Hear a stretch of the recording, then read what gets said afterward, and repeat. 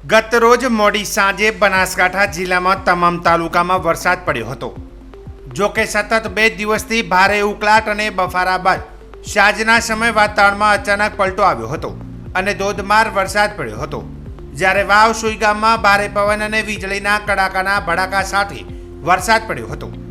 વરસાદ પડતાની સાથે જ કાપણી કરેલી બાજરી અને જુવારનો પાક વરસાદી પાણીથી પલળી ગયો હતો। જ્યારે બીજી બાજુ તૈયાર થયેલ પાક ભારે પવનના લીધે ભાગીને ભૂકો થઈ ગયો હતો। ખેડૂતોને મોઢે આવેલો કોળિયો છીનવાઈ જતા મોટા પ્રમાણમાં નુકસાન થયું છે। જ્યારે ભારે પવન સાથે વરસાદ પડતા ખેતરોમાં ઉભેલો પાક તમામ ઢળી પડ્યો હતો।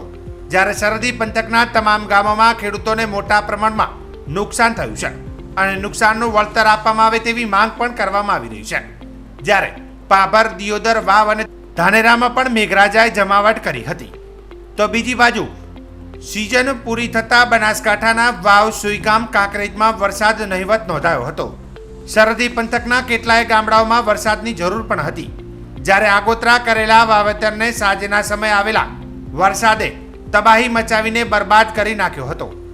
બાજરીને વાઢી લેવામાં આવી હતી ને ક્યાંક તેની કાપણી ચાલુ હતી, ત્યારે અચાનક આવેલા વરસાદે કાપણી કરેલી બાજરી અને જુવારને જમીન દોસ્ત કરી નાખ્યો હતો।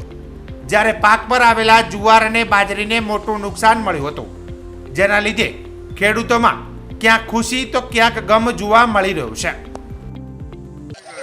ગઈકાલે સાંજના વરસાદને વાવળના લીધે અમારા લોધરાણી ગામ અથવા તમામ ગામોમાં પાકને બહુ નુકસાની, બાજરી તથા જુવાર અન્ય પાકોને, અને સરકારશ્રીને પાક વીમો માફ કરવો અને તાત્કાલિક સર્વે કરવો।